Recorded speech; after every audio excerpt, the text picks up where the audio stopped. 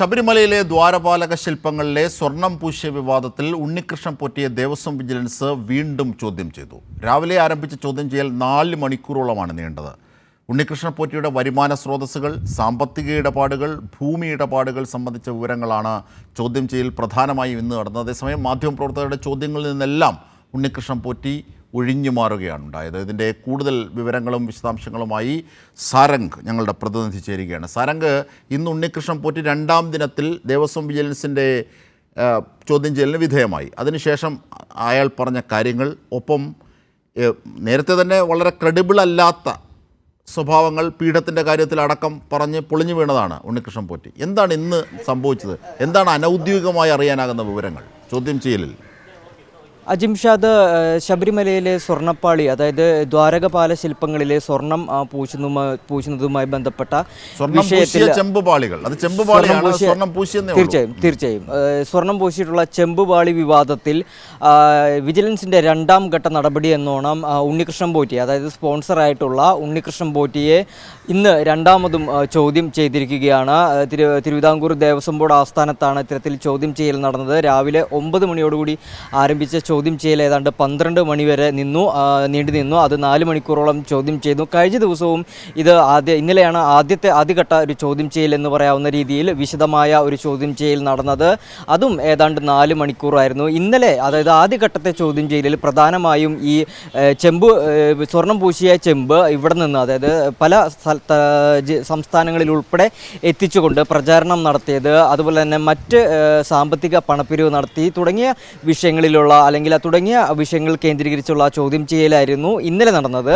എന്നാൽ ഇന്ന് നേരെ മറിച്ച് ഈ ഉണ്ണികൃഷ്ണൻ പോറ്റിയുടെ മറ്റ് വരുമാന മാർഗങ്ങൾ, വരുമാന സ്രോതസ്സുകൾ, ഇടപെടലുകൾ, ശബരിമല കേന്ദ്രീകരിച്ച് നടത്തിയിട്ടുള്ള ഇടപെടലുകൾ, അതുപോലെ തന്നെ തലസ്ഥാനത്തുൾപ്പെടെ ഏതാണ്ട് 30 കോടി രൂപയുടെ ഭൂമി ഇടപാടുകൾ നടത്തിയെന്ന് കണ്ടെത്തുന്നു. അതുപോലെ തന്നെ മറ്റൊരു കാര്യം, ഈ വട്ടിപ്പലിശയ്ക്ക് പണം നൽകിയും ഭൂമി വാങ്ങിക്കൂട്ടിയതായിട്ടുള്ള കാര്യങ്ങളും വിജിലൻസ് കണ്ടെത്തിയിരുന്നു. ഇന്ന് നടന്ന ചോദ്യം ചെയ്യലിൽ പ്രധാനമായും അക്കാര്യങ്ങളാണ് വിജിലൻസ് ചോദിച്ചറിഞ്ഞത്. അതായത് ഇതുവരെയുള്ള, അതായത് വിജിലൻസിൻ്റെ കണ്ടെത്തലിൽ പ്രധാനമായും ഉണ്ണികൃഷ്ണൻ പോറ്റി വലിയ രീതിയിൽ പണം സമ്പാദിച്ചിട്ടുണ്ട്, അല്ലെങ്കിൽ സ്വത്ത് സമ്പാദനം വലിയ രീതിയിൽ നടത്തിയിട്ടുള്ള ഒരു വ്യക്തിയാണ് എന്ന് കണ്ടെത്തിയിരുന്നു. അതുകൊണ്ട് തന്നെ ആ വിഷയം കേന്ദ്രീകരിച്ച് ഈ വരുമാന മാർഗം അല്ലെങ്കിൽ വരുമാന സ്രോതസ് എവിടെ നിന്നാണ്, അല്ലെങ്കിൽ മറ്റ് ബിസിനസ്സുകൾ നടത്തിയിട്ടുള്ള ഇടപെടലുകൾ, സാമ്പത്തിക ഇടപെടലുകൾ തുടങ്ങിയിട്ടുള്ള വിഷയങ്ങളെ സംബന്ധിച്ചുള്ള ചോദ്യങ്ങളാണ് ഇന്ന് ചോദ്യം ചെയ്തത്. മറ്റൊരു കാര്യം, ഈ വിഷയത്തിൽ യാതൊരു തരത്തിലുള്ള പ്രതികരണത്തിനും ഈ ഉണ്ണികൃഷ്ണൻ പോറ്റി തയ്യാറായിട്ടില്ല എന്നുള്ളതാണ്. ഇന്നലെ മുതലേ തന്നെ പരസ്പര വിരുദ്ധമായിട്ടുള്ള മൊഴിയാണ് ഈ ഉണ്ണികൃഷ്ണൻ പോറ്റി നൽകിയിട്ടുള്ളത്.